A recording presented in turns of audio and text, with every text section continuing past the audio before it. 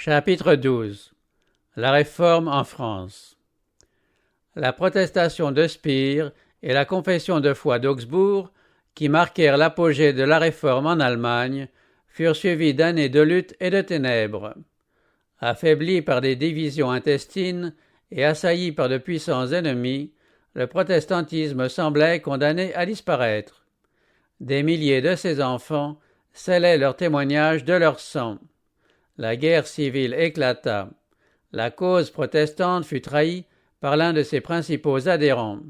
Les plus nobles d'entre les princes réformés tombèrent au pouvoir de Charles Quint et furent traînés de ville en ville. Mais au moment de ce triomphe apparent, l'empereur dut se déclarer vaincu. La proie qu'il croyait tenir lui échappa, et il se vit obligé de tolérer une doctrine dont la suppression avait été l'ambition de sa vie. Pour extirper l'hérésie, il avait joué son royaume, ses trésors, sa vie même. Il voyait maintenant ses armées en déroute, ses ressources épuisées, et plusieurs de ses royaumes à la veille de la révolte, tandis que la foi qu'il s'était efforcé de supprimer se répandait. Charles Quint avait combattu le Tout-Puissant. Dieu avait dit que la lumière soit, et le monarque avait voulu conserver les ténèbres. Incapable de réaliser ses desseins, vieilli prématurément, usé par une lutte déjà longue, il abdiqua le trône et alla s'ensevelir dans un cloître. En Suisse comme en Allemagne, la réforme connut de sombres jours.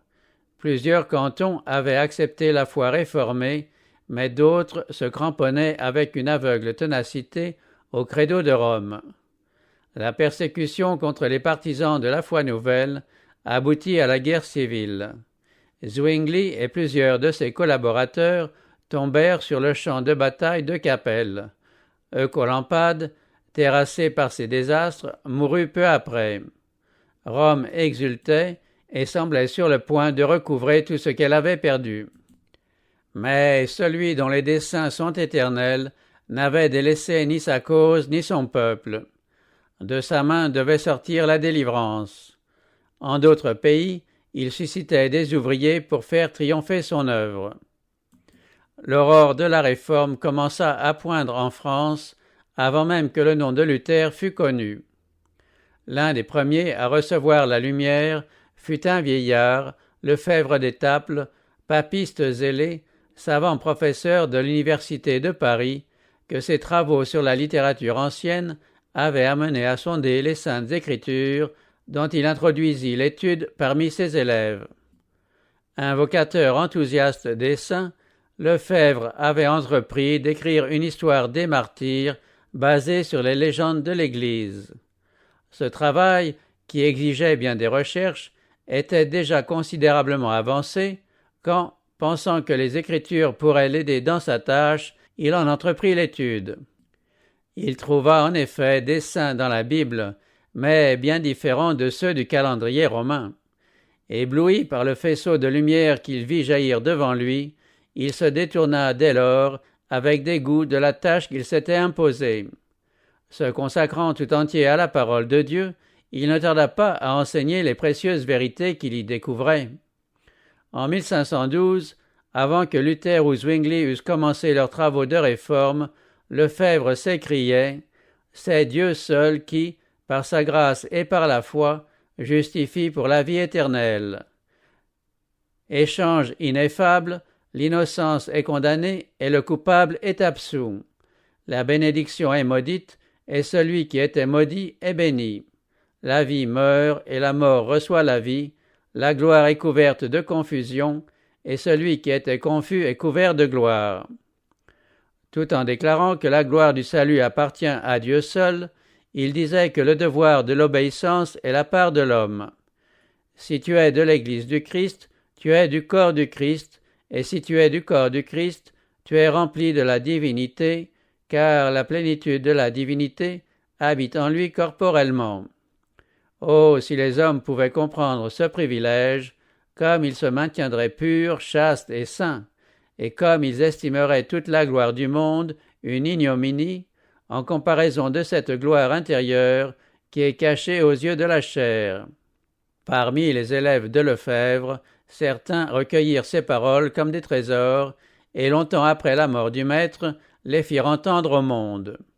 L'un d'eux était Guillaume Farel. Élevé par des parents pieux, il avait appris à se soumettre aveuglement aux enseignements de l'Église.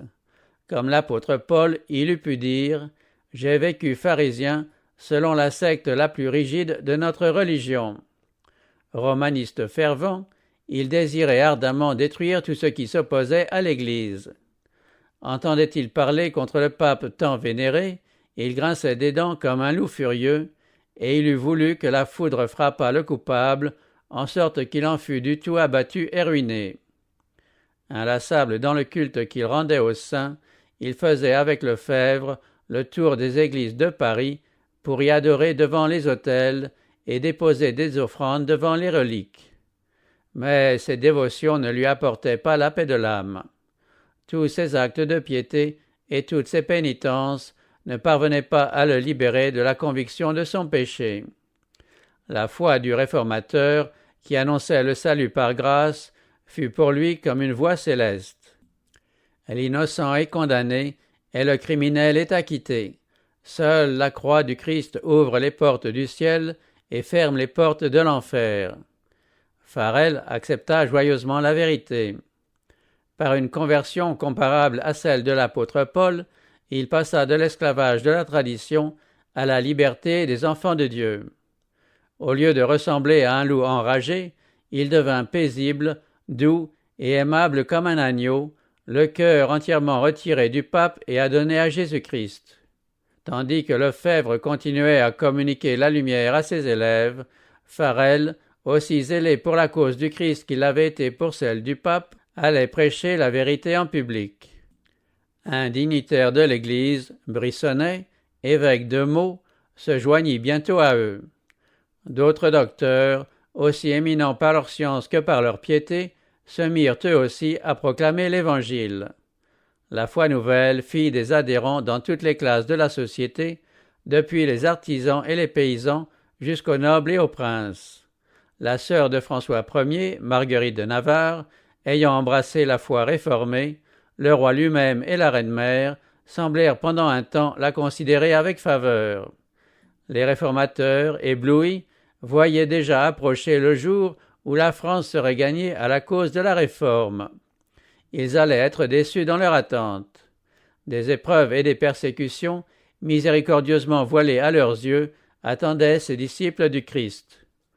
Dans l'intervalle, un temps de paix leur permit de prendre des forces en vue de l'orage à venir, et la cause de la réforme fit de rapides progrès. Dans son diocèse, l'évêque de Meaux travaillait avec zèle à instruire le clergé et les laïcs. Les prêtres ignorants et dépravés furent renvoyés et dans la mesure du possible remplacés par des hommes instruits et pieux.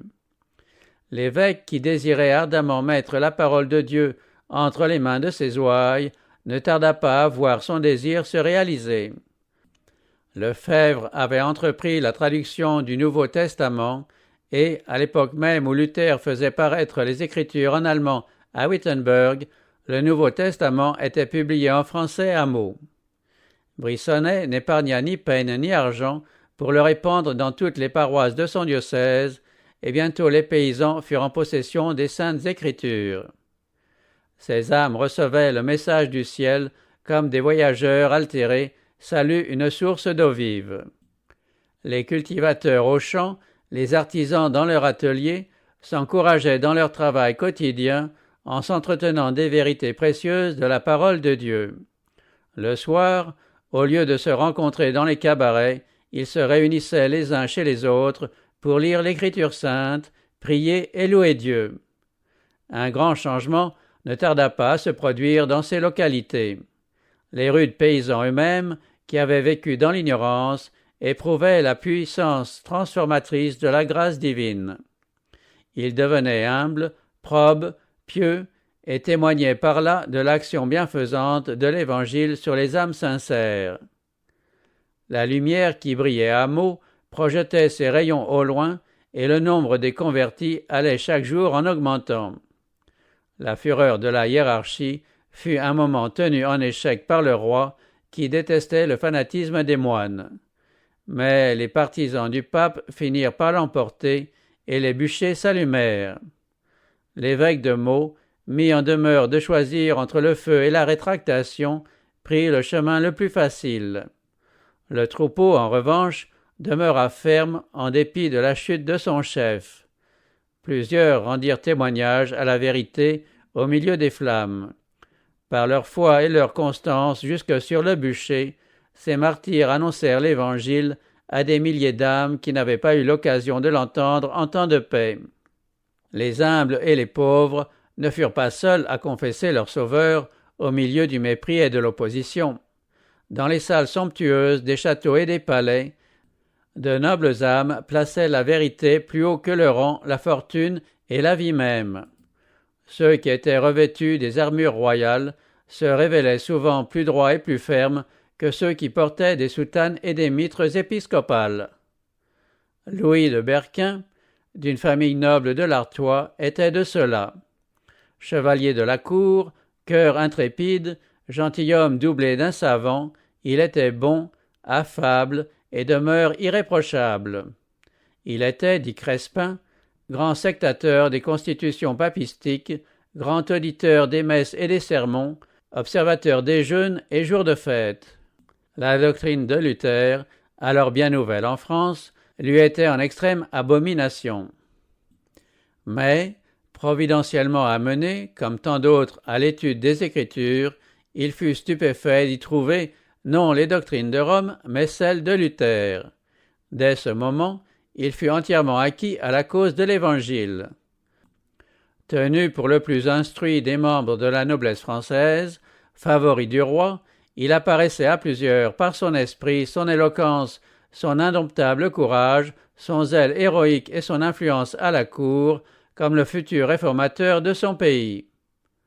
Aussi, Théodore de Bèze dit-il que la France eût peut-être trouvé en Berquin un autre Luther, si lui-même eût trouvé en François Ier un autre électeur. Il est pire que Luther, criaient les papistes. Et, en effet, il était plus redouté que lui par les romanistes de France. François Ier, inclinant alternativement vers Rome et vers la Réforme, tantôt tolérait, tantôt modérait le zèle violent des moines.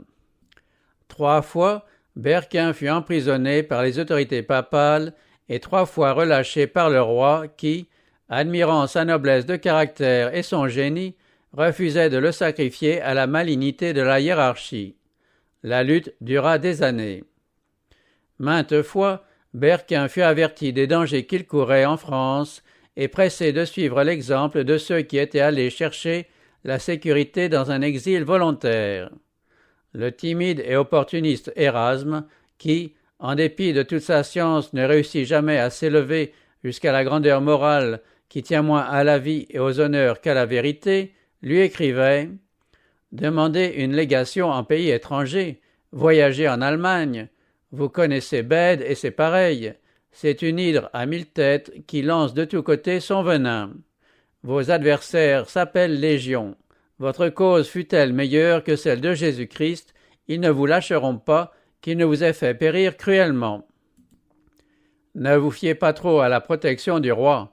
Dans tous les cas, ne me compromettez pas avec la faculté de théologie. » Mais le zèle de Louis de Berquin augmentait avec le danger. Loin d'adopter la politique prudente que lui conseillait Érasme, il eut recours à des mesures plus hardies encore.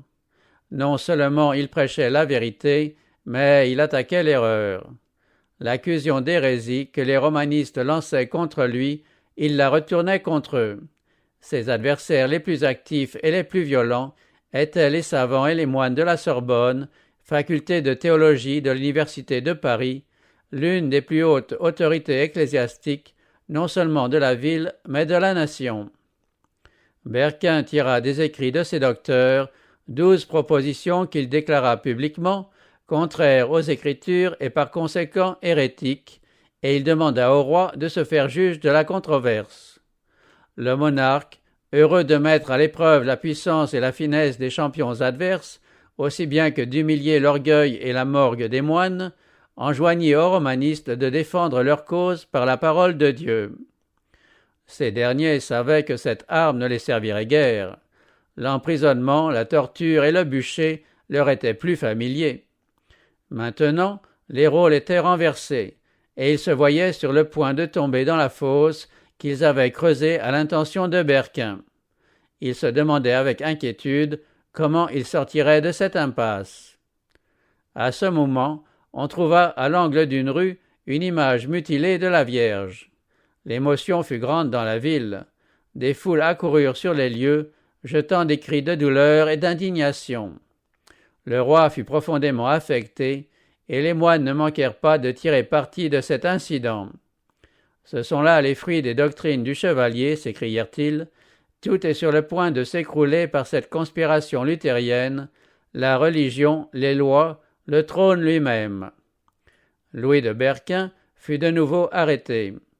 François Ier ayant quitté Paris pour Blois, les moines purent agir à leur guise. Le réformateur fut jugé et condamné à mort. Dans la crainte que le roi n'intervînt une fois encore, la sentence fut exécutée le jour même où elle fut prononcée. À midi sonné, il fut conduit au lieu de l'exécution. Une foule immense se réunit pour assister à sa mort. Plusieurs constatèrent avec épouvante que la victime avait été choisie parmi les hommes les plus nobles et les plus illustres de France. L'effroi, l'indignation, le mépris et la haine se lisaient sur bien des visages, mais il y avait là un homme sur les traits duquel ne planait aucune ombre. Les pensées du martyr étaient bien éloignées de cette scène de tumulte. Il était pénétré du sentiment de la présence de Dieu. Il ne prenait garde ni à la grossière charrette sur laquelle on l'avait hissé, ni au visage rébarbatif de ses tortionnaires, ni à la mort douloureuse vers laquelle il marchait. Celui qui était mort et qui vit au siècle des siècles, qui tient les clés de la mort et du séjour des morts, était à ses côtés. Le visage du prisonnier rayonnait de la lumière et de la paix du ciel. Revêtu de son plus beau costume, une robe de velours, des vêtements de satin et damas et des chaussures d'or, il allait rendre témoignage de sa foi en présence du roi des rois et de l'univers, et rien ne devait démentir sa joie. Tandis que le cortège avançait lentement dans les rues encombrées, on était frappé du calme, de la paix, voire du joyeux triomphe que révélait toute l'attitude de ce noble. Vous eussiez dit, raconte Érasme, d'après un témoin oculaire, qu'il était dans un temple à méditer sur les choses saintes. Arrivé au bûcher, le martyr tenta de parler à la foule, mais les moines, qui redoutaient son éloquence, couvrirent sa voix en poussant des cris, tandis que les soldats faisaient entendre le cliquetis de leurs armes. Ainsi la Sorbonne de 1529, la plus haute autorité littéraire et ecclésiastique de France, avait donné à la Commune de Paris de 1793 le lâche exemple d'étouffer sur l'échafaud les paroles sacrées des mourants. Louis de Berquin fut étranglé et son corps livré aux flammes. La nouvelle de sa mort eut un contre-coup douloureux chez les amis de la Réforme dans toute la France. Mais son exemple ne fut pas perdu. Nous voulons, se disaient l'un à l'autre les hommes et les femmes de la Réforme, nous voulons aller au-devant de la mort d'un bon cœur, n'ayant en vue que la vie qui vient après elle. Privés du droit de prêcher à mots, les réformateurs se rendirent dans d'autres champs de travail. Lefebvre ne tarda pas à passer en Allemagne. Farel, rentré en Dauphiné, porta la parole de vie à Gap et dans les environs, où il avait passé son enfance. On y avait déjà appris ce qui se passait à Meaux, et les vérités que le réformateur annonçait avec une grande hardiesse trouvèrent des auditeurs. Mais bientôt, les autorités s'émurent et le bannirent de la ville. Ne pouvant plus travailler publiquement, il parcourait les plaines et les villages, enseignant dans les maisons particulières. Et, s'il y courait quelque danger, ces forêts, ces grottes, ces rochers escarpés qu'il avait si souvent parcourus dans sa jeunesse, lui offraient un asile. Dieu le préparait en vue de plus grandes épreuves. Les croix, les persécutions, les machinations de Satan que l'on m'annonçait ne m'ont pas manqué, dit-il. Elles sont même beaucoup plus fortes que de moi-même je n'eusse pu les supporter. Mais Dieu est mon Père, il m'a fourni et me fournira toujours les forces dont j'ai besoin. Comme au jour apostolique, la persécution avait plutôt contribué au progrès de l'Évangile. Chassés de Paris et de Meaux, ceux qui avaient été dispersés allaient de lieu en lieu annonçant la bonne nouvelle de la parole. C'est ainsi que la lumière fut portée dans les provinces les plus reculées de France. Mais Dieu préparait d'autres ouvriers pour sa cause. Dans une des écoles de Paris, un jeune homme calme et réfléchi, doué d'un esprit pénétrant, se faisait remarquer par la pureté de ses mœurs, par son ardeur à l'étude et par sa piété. C'était Jean Calvin. Ses talents et son application ne tardèrent pas à faire de lui l'honneur du collège de la Marche, et ses supérieurs se flattaient de l'espoir qu'il deviendrait l'un des plus distingués défenseurs de l'Église. Mais un rayon de lumière illumina la profondeur des ténèbres répandues par la scolastique et la superstition dans l'esprit du jeune homme. Il avait entendu, non sans effroi, parler de la nouvelle doctrine et ne doutait pas que les hérétiques n'eussent largement mérité le bûcher sur lequel on les faisait monter.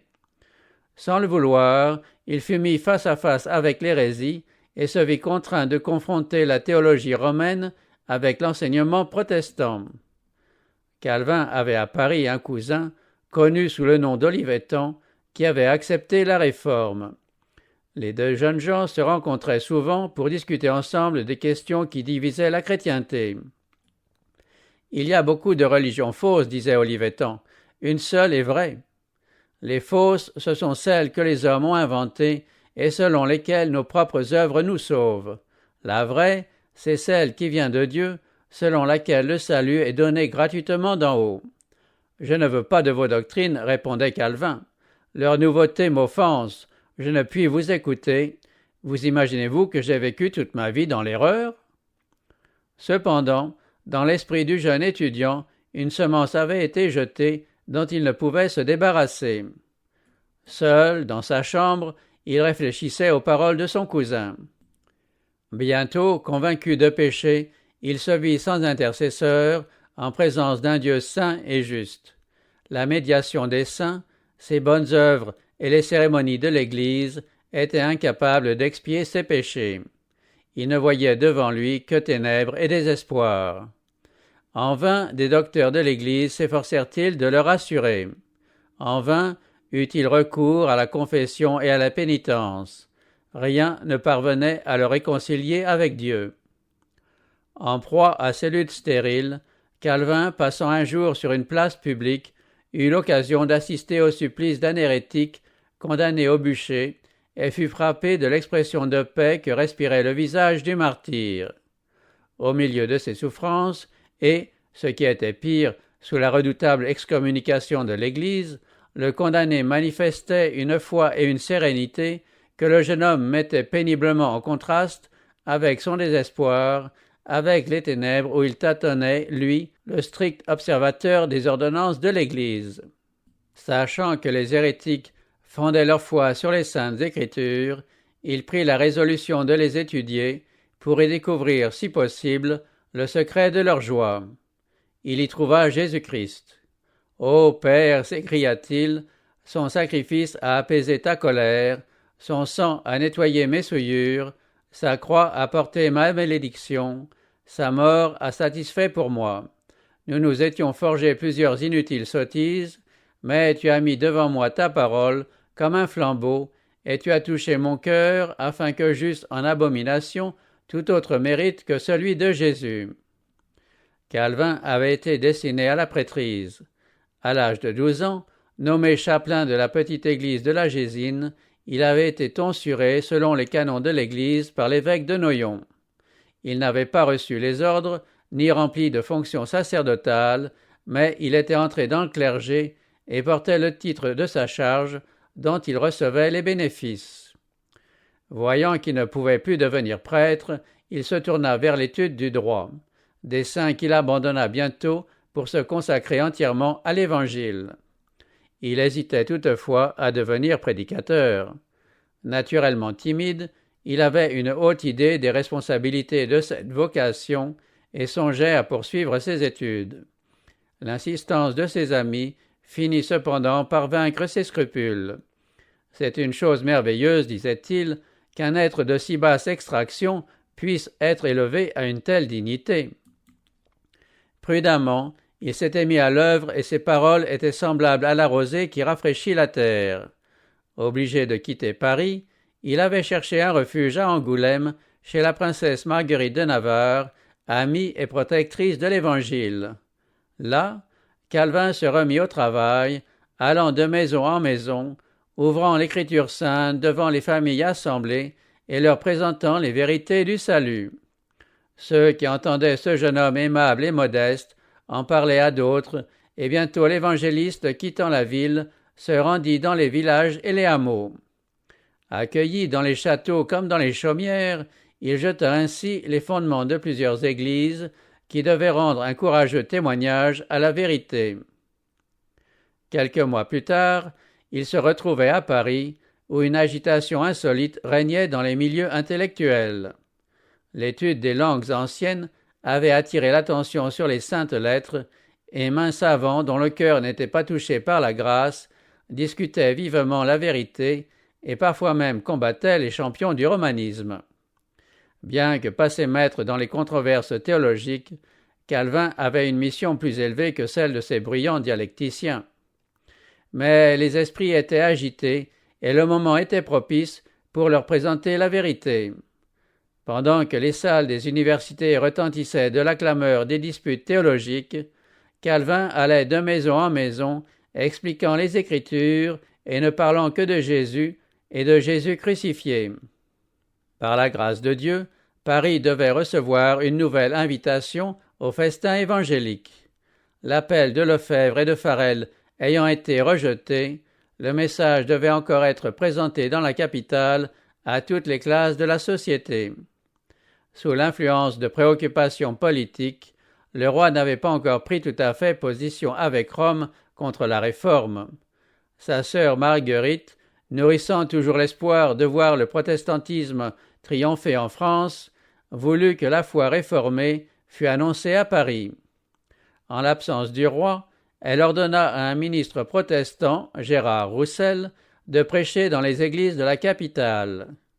Le haut clergé s'y étant opposé, la princesse ouvrit les portes du Louvre, y fit transformer un appartement en chapelle et annonça qu'il y aurait prédication chaque jour à une heure déterminée. Des foules accoururent. La chapelle était bondée de gens de tout rang et l'auditoire refluait dans les antichambres et les vestibules. Nobles, diplomates, avocats, marchands et artisans s'y réunissaient chaque jour par milliers. Loin d'interdire ces assemblées, le roi ordonna que 2 des églises de Paris leur fussent ouvertes. Jamais encore la ville n'avait été aussi remuée par la parole de Dieu. L'esprit de vie, venu d'en haut, semblait passer sur le peuple. La tempérance, la chasteté, l'ordre et l'industrie succédaient à l'ivrognerie, au libertinage, aux querelles et à l'indolence.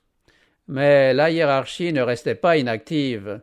Le roi refusant encore d'interdire les prédications, elle se tourna vers la populace. Rien ne fut négligé pour exciter les craintes, les préjugés et le fanatisme des foules ignorantes et superstitieuses.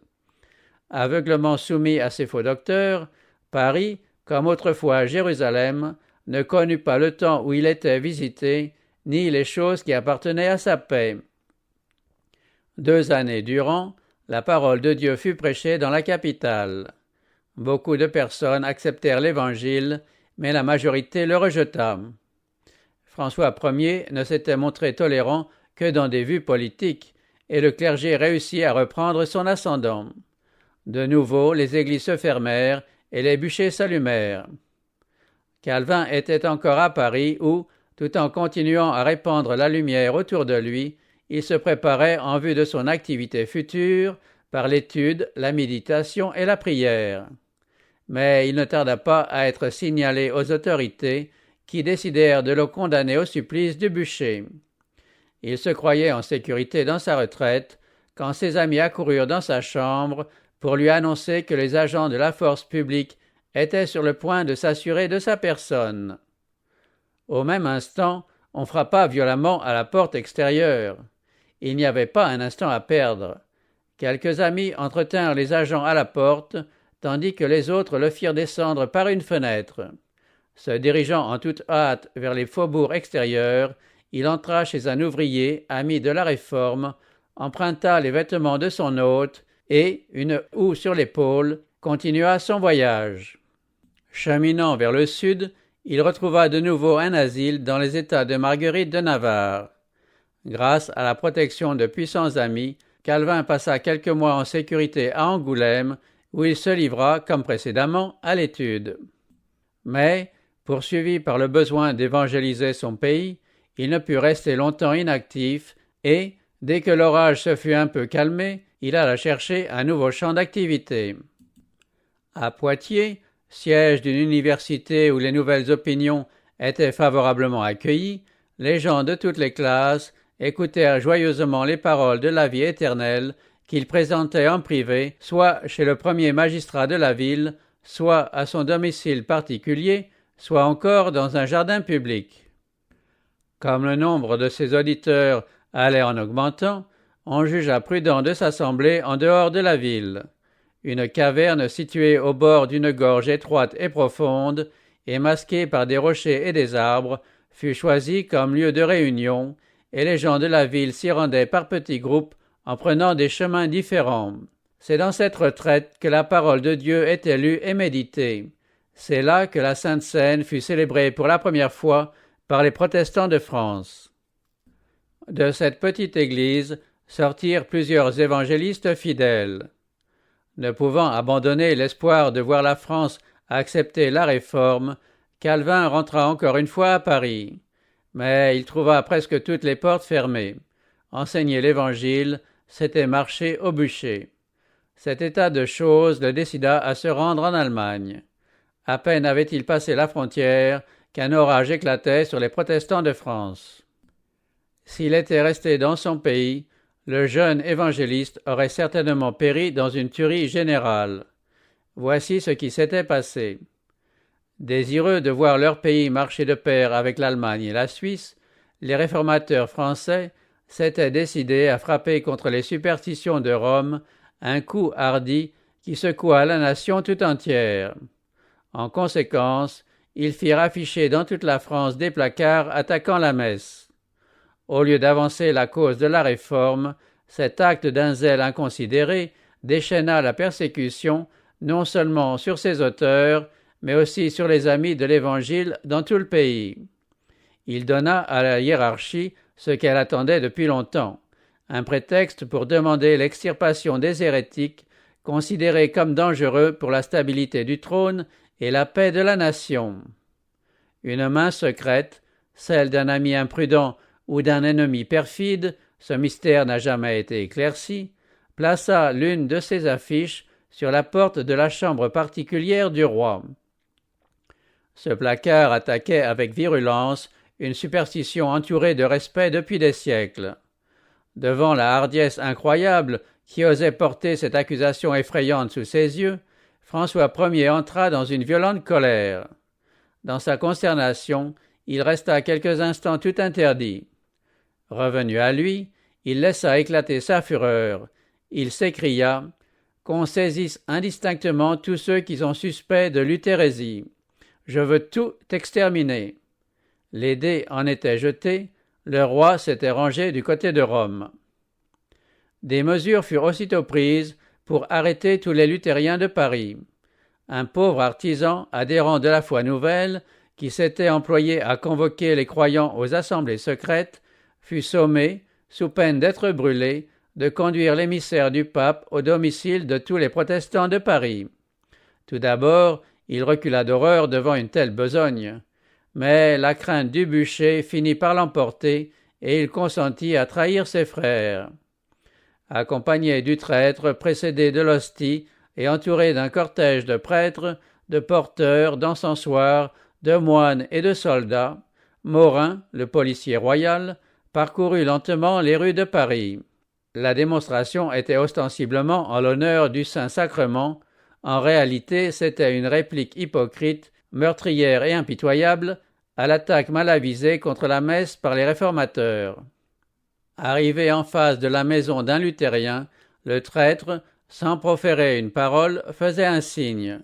La procession s'arrêtait, on entrait dans la maison, les occupants étaient aussitôt enchaînés, et la procession continuait sa marche à la recherche de quelques nouvelles victimes.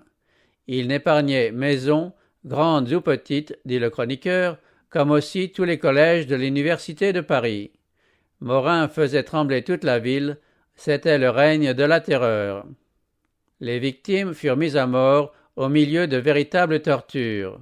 On avait en effet spécialement ordonné d'adoucir le feu afin de prolonger leur agonie. Mais elles moururent en vainqueurs. Leur constance ne se démentit pas et rien ne vint troubler leur paix. Les persécuteurs, incapables d'ébranler l'inflexible fermeté des martyrs, se sentirent vaincus. Des bûchers furent dressés dans tous les quartiers de Paris, et les victimes y étaient brûlées pendant plusieurs jours successifs afin de répandre davantage la terreur de l'hérésie.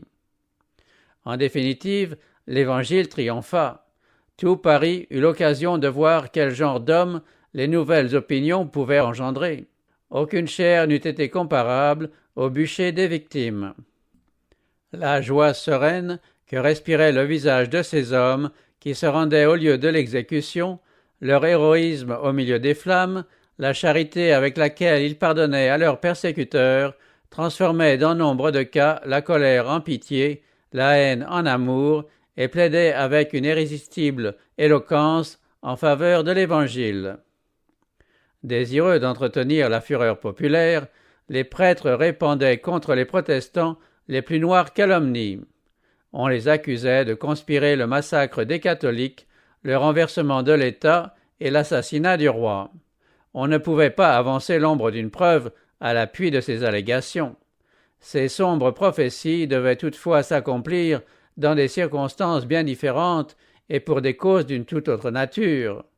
Le sort qu'on disait alors imminent et qu'on accusait les réformés de préparer au pays tomba en effet sur la France quelques siècles plus tard.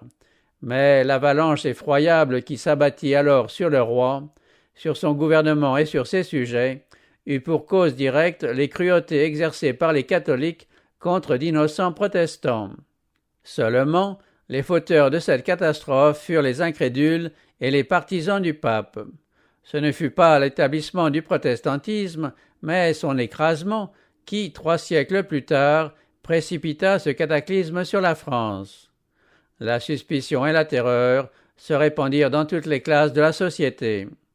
Au milieu de l'alarme générale, on vit à quel point les enseignements luthériens avaient pénétré les hommes qui occupaient le premier rang dans l'estime publique par leur science, leur influence et l'excellence de leur caractère.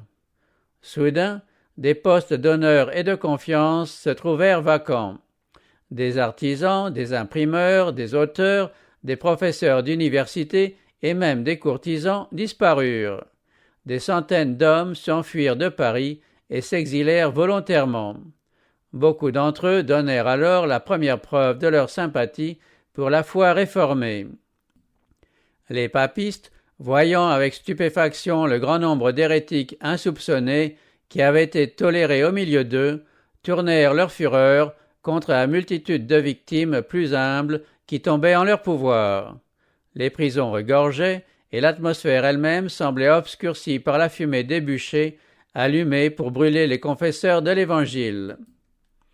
François Ier s'était glorifié d'être un des créateurs de la Renaissance des lettres qui marqua le commencement du XVIe siècle. Il s'était plu à attirer à sa cour des hommes érudits de tout pays.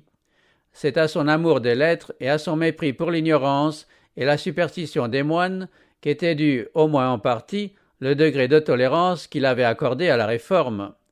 Mais dans l'ardeur de son zèle contre l'hérésie, le père des lettres fit une ordonnance portant sous peine de la hart l'abolition de l'imprimerie dans toute la France. Cet édit ne fut pas exécuté. Il est toutefois un indice de l'esprit qui animait les ennemis de la Réforme. François Ier est l'un des nombreux exemples de l'histoire montrant que l'intolérance religieuse et la persécution peuvent fort bien être le fait de personnes éprises de culture intellectuelle. Par une cérémonie solennelle et publique, la France devait prendre définitivement parti contre le protestantisme. Les prêtres demandèrent que l'affront fait au ciel par les attaques contre la messe fût lavé dans le sang et que le roi, au nom du peuple, sanctionnât cette barbare entreprise. Un chroniqueur du temps, Simon Fontaine, docteur de Sorbonne, nous en a laissé le récit détaillé. Le 21 janvier 1535, une foule innombrable était rassemblée de toute la contrée environnante. Il n'y avait tant soit petit bout de bois ou de pierre saillant des murailles qui ne fût chargé, pourvu qu'il y eût place pour une personne. Les toits des maisons étaient couverts d'hommes petits et grands, et on eût jugé les rues pavées de têtes humaines. Jamais tant de reliques n'avaient été promenées par les rues de Paris. Les reliques passées venaient un grand nombre de cardinaux, archevêques, évêques, abbés, chappés et mitrés. Puis, sous un dais magnifique, dont les 4 bâtons étaient tenus par les 3 fils du roi et le duc de Vendôme, premier prince du sang, se trouvait l'hostie portée par l'évêque de Paris. Alors paraissait enfin François Ier, sans faste, à pied, tête nue, une torche ardente à la main, comme un pénitent chargé d'expier les sacrilèges de son peuple. À chaque reposoir, il remettait sa torche au cardinal de Lorraine, joignait les mains et se prosternait, s'humiliant non pour ses adultères, ses mensonges ou ses faux sermons, il n'y pensait pas, mais pour l'audace de ceux qui ne voulaient pas la messe. Il était suivi de la reine, des princes et princesses, des ambassadeurs étrangers, de toute la cour, du chancelier de France, du conseil, du parlement en robes écarlates, de l'université, des autres compagnies de sa garde. Tous marchaient 2 à 2, donnant toutes les marques d'une piété extraordinaire, chacun dans un profond silence, tenant son flambeau allumé. Des chants spirituels et des airs funèbres interrompaient seuls, de temps en temps, le calme de cette morne et lente procession. Au programme figurait un discours du roi devant les dignitaires de l'État, dans la grande salle de l'archevêché. L'air désolé, le monarque prit la parole. « Ô crime, dit-il, ô blasphème, ô jour de douleur et d'opprobre, pourquoi a-t-il fallu que vous ayez lui sur nous ?» Il invita tous ses fidèles sujets à le seconder dans ses efforts en vue d'extirper l'hérésie pestilentielle qui menaçait la France. « Aussi vrai, messieurs, continua-t-il, que je suis votre roi, si je savais l'un de mes propres membres maculé, infecté de cette détestable pourriture, je vous le donnerais à couper. Bien plus, si j'apercevais un de mes enfants entaché, je ne l'épargnerais pas. Je le voudrais bâiller moi-même et je le sacrifierais à Dieu. » Il s'arrêta, suffoqué par les larmes, et toute l'assemblée s'écria au milieu des sanglots, « Nous voulons vivre et mourir pour la religion catholique. » Une nuit sombre était descendue sur une nation qui avait rejeté la vérité. La grâce de Dieu, source de salut pour tous les hommes, avait été manifestée, mais après en avoir contemplé la puissance et la sainteté, après que des milliers de ses enfants eurent été attirés par sa divine beauté, après que ses villes et ses hameaux eurent été illuminés de son éclat, la France en était détournée et avait préféré les ténèbres à la lumière. Repoussant le don divin qui lui était offert, elle avait appelé le mal bien et le bien mal, et elle était devenue la victime de son égarement volontaire. Elle avait beau croire maintenant rendre service à Dieu en persécutant son peuple, sa sincérité n'atténuait point sa culpabilité. Elle avait volontairement rejeté la lumière qui lui empêchait de se laisser leurrer et de se baigner dans le sang innocent. Après avoir déployé son éloquence, le roi allait déployer sa cruauté. À Notre-Dame, où, moins de 3 siècles plus tard, une nation oublieuse du Dieu vivant allait introniser la déesse Raison, on jura solennellement l'extirpation de l'hérésie. François Ier, toujours extrême, dit un historien très catholique, ne dédaigna pas de souiller ses yeux d'un spectacle plein de barbarie et d'horreur. Sur la route de Sainte-Geneviève au Louvre, 2 bûchers avaient été dressés, l'un à la croix du Tirouet, rue Saint-Honoré, et l'autre aux Halles. Quelques-uns des hommes les plus excellents que renferma la France allaient être brûlés après d'affreux tourments. Le roi, sa famille, les nobles et tout le cortège, s'étant mis en marche, firent d'abord halte à la croix du Tirouet. Le cruel lieutenant Morin fit avancer alors 3 chrétiens évangéliques destinés à être brûlés pour apaiser l'ire de Dieu.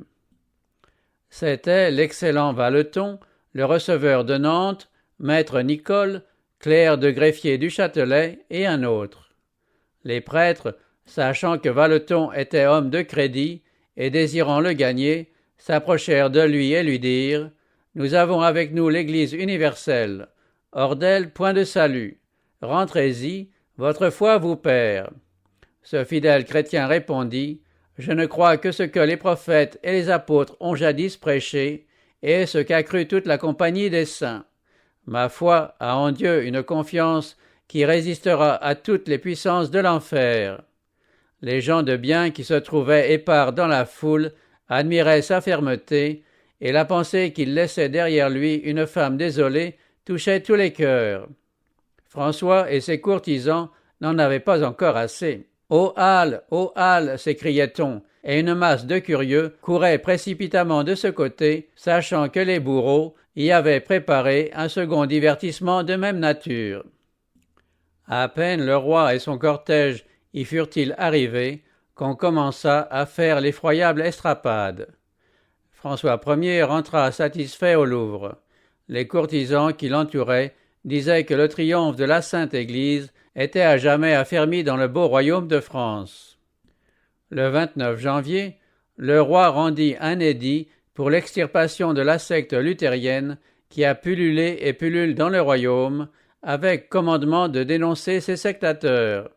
En même temps, il adressa une circulaire à tous les parlements, leur prescrivant de donner aide et prison pour que l'hérésie fût promptement extirpée.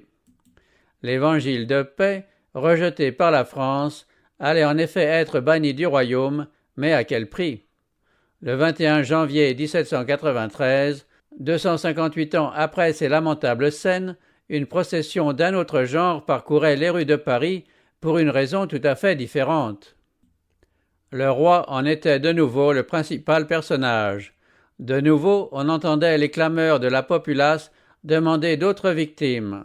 De nouveau se dressaient de noirs échafauds pour servir à d'affreuses exécutions. Louis XVI, se débattant entre les mains de ses geôliers et de ses bourreaux, était traîné sur la planche et maintenu de vive force en attendant que le couperet fît tomber sa tête.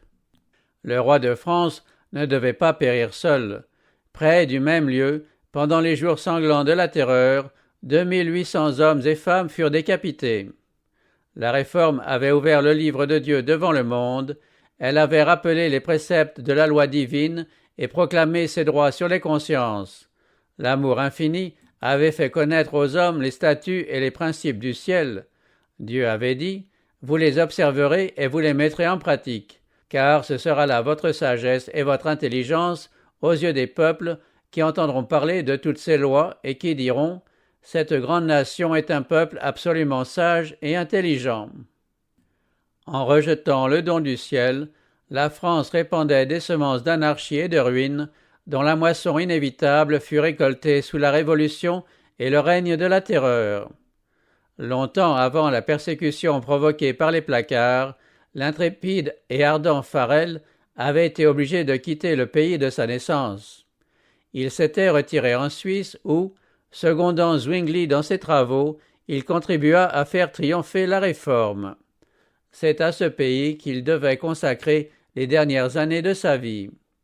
Il continua, toutefois, à exercer une influence décisive sur la Réforme en France.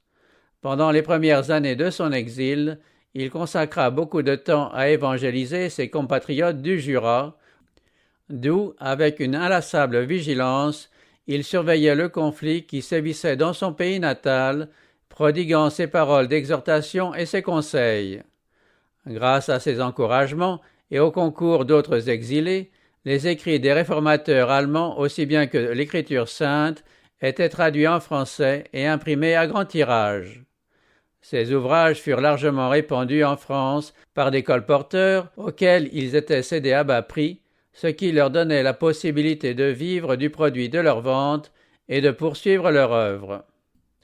Farel avait commencé sa mission en Suisse en exerçant l'humble fonction de maître d'école, se vouant à l'éducation des enfants dans une paroisse isolée. Afin d'atteindre les parents, il ajoutait prudemment aux branches ordinaires l'enseignement des Saintes Écritures.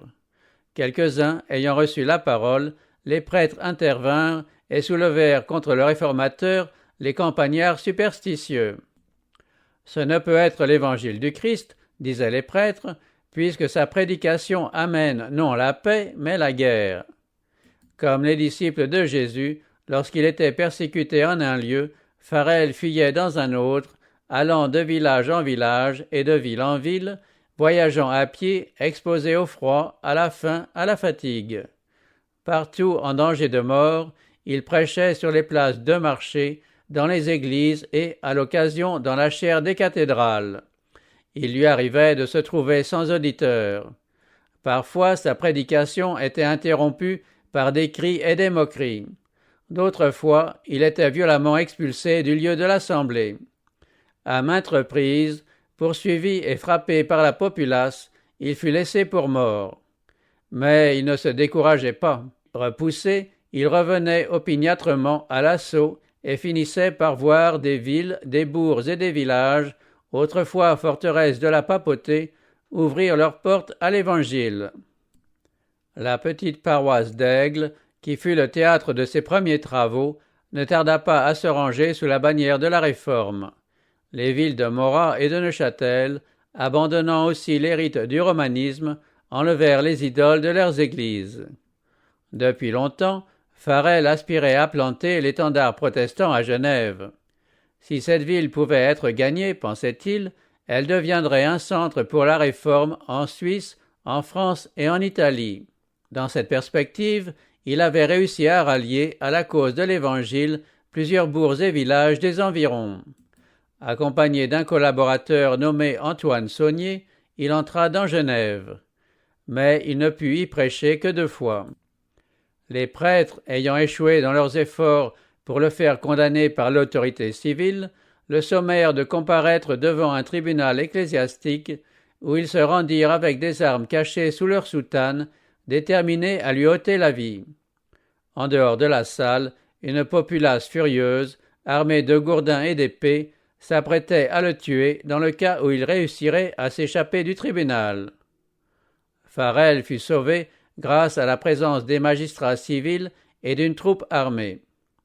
De bonne heure le lendemain, il était avec son compagnon conduit en lieu sûr de l'autre côté du lac.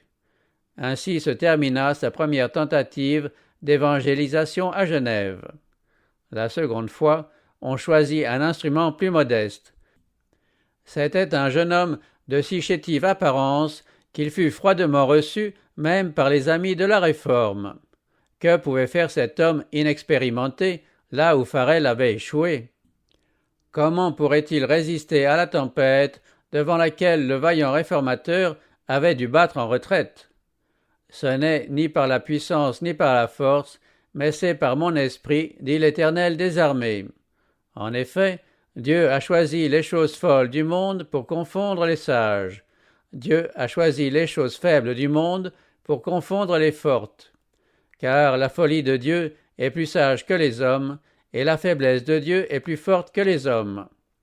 Froment, c'était le nom du jeune homme, se mit à l'œuvre comme maître d'école. Les vérités enseignées par lui en classe étaient répétées à la maison par les enfants. Bientôt les parents vinrent aussi pour entendre exposer les Saintes Écritures, et la salle d'école ne tarda pas à être trop petite pour contenir les auditeurs attentifs qui s'y pressaient. De nombreux traités et Nouveaux Testaments furent distribués et lus par bien des gens qui n'eussent pas osé écouter un exposé public des nouvelles doctrines. Au bout de quelque temps, Froment fut aussi obligé de s'enfuir, mais les vérités qu'il avait enseignées avaient gagné les cœurs. Une fois implanté, la réforme continua de se fortifier et de s'étendre. Les prédicateurs revinrent, et grâce à leurs travaux, le culte protestant finit par s'établir à Genève. La ville s'était déclarée pour la réforme lorsque Calvin, après bien des voyages, entra dans ses murs. Revenant d'une visite dans son pays natal, il se rendait à Bâle pour y poursuivre ses études, mais, trouvant la route barrée par les troupes de Charles Quint, il fut obligé de faire un détour qui l'amena à passer par Genève. Farel reconnut la main de Dieu dans cette visite. Genève avait accepté la réforme, mais une grande œuvre y restait à faire. Ce n'est point par collectivité, mais individuellement, que l'on se convertit à Dieu. C'est par le Saint-Esprit, et non par les décrets des chambres législatives, que l'œuvre de la régénération doit s'accomplir dans les cœurs et les consciences. Les Genevois avaient brisé le joug de Rome, mais ils se montraient moins empressés à rompre avec les vices qui avaient fleuri sous sa domination. Établir dans cette ville les principes du pur évangile et préparer sa population à remplir dignement le rôle auquel elle paraissait appelée, ce n'était pas une tâche aisée. Farel fut convaincu d'avoir trouvé en Calvin l'homme qu'il devait s'adjoindre en vue d'une telle œuvre. Au nom de Dieu, il adjura solennellement le jeune évangéliste de rester dans cette ville pour en faire son champ de travail. Calvin, effrayé, hésitait. Timide et ami de la paix, il redoutait d'entrer en conflit avec l'esprit hardi, indépendant et frondeur des Genevois. Sa santé délicate et ses habitudes studieuses lui faisaient désirer la retraite.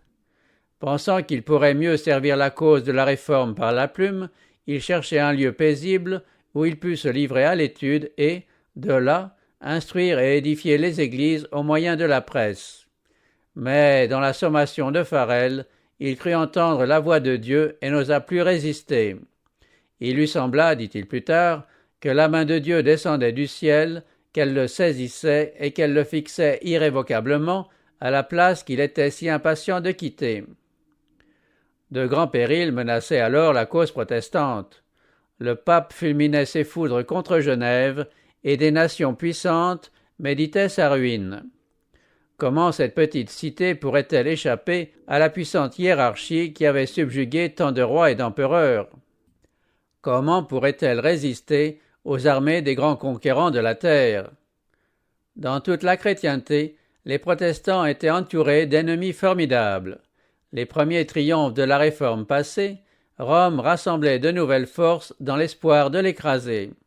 C'est alors que se fonda l'ordre des Jésuites, le défenseur de la papauté le moins scrupuleux, le plus puissant et le plus cruel. Affranchis de toute obligation et de tout intérêt humain, morts au droit de l'affection naturelle, sourds à la voix de leur raison et de leur conscience, les Jésuites ne connaissaient d'autres liens et d'autres règles que ceux de leur ordre, ni d'autre devoir que celui d'en accroître la puissance. L'Évangile de Jésus-Christ donnait à ceux qui l'acceptaient la force d'affronter le danger, de supporter sans découragement la souffrance, le froid, la faim, la fatigue et la pauvreté.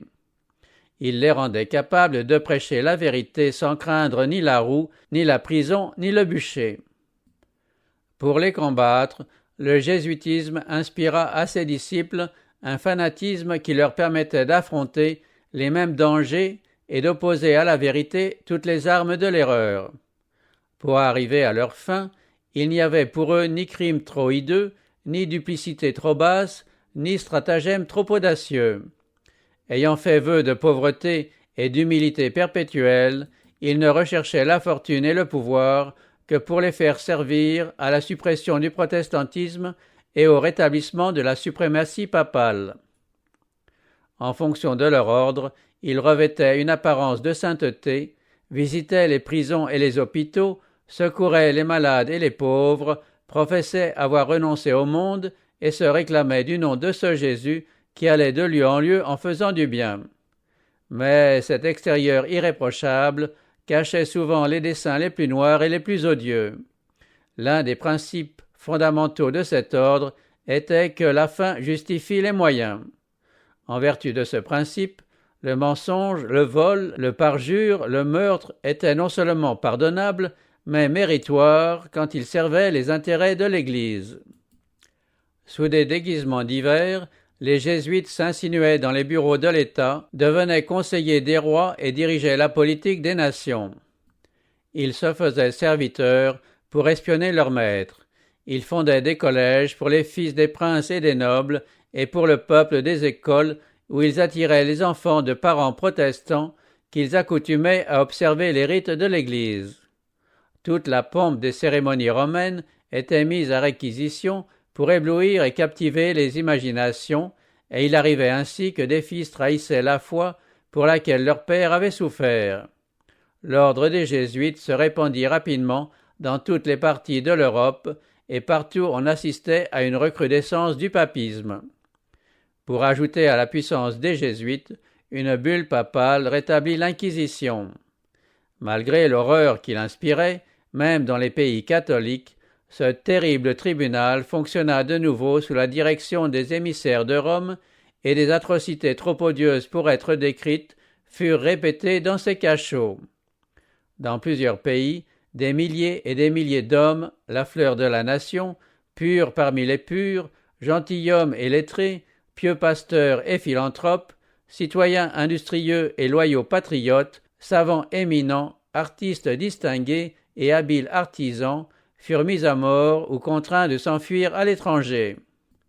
Tels étaient les moyens auxquels Rome recourait pour éteindre la lumière de la Réforme, pour enlever aux hommes la parole de Dieu et pour rétablir le règne de l'ignorance et les superstitions du Moyen Âge. Mais grâce aux successeurs de Luther, suscités par Dieu, le protestantisme ne fut pas anéanti. Ce n'est point à la faveur ni aux armes des princes qu'il dut sa force. Les plus petits pays, les nations les plus humbles, devinrent ses forteresses et ses défenseurs. La froide et stérile Suède, la modeste Genève, au milieu d'ennemis redoutables qui conspiraient sa ruine, la Hollande sablonneuse gémissant sous la tyrannie de l'Espagne, alors le plus puissant et le plus opulent royaume de l'Europe. Calvin passa près de 30 ans à Genève, où il consacra ses forces d'abord à l'établissement d'une Église qui adhéra à la moralité exigée par la parole de Dieu, puis à la défense de la Réforme dans toute l'Europe. Sa carrière publique ne fut pas irréprochable, ni ses enseignements exempts d'erreur, mais il fut l'instrument dont Dieu se servit pour maintenir les principes du protestantisme contre une rapide recrudescence du papisme et pour introduire dans les églises de la Réforme la pureté et la simplicité des mœurs, en lieu et place de l'orgueil et de la corruption engendrés par les enseignements de Rome.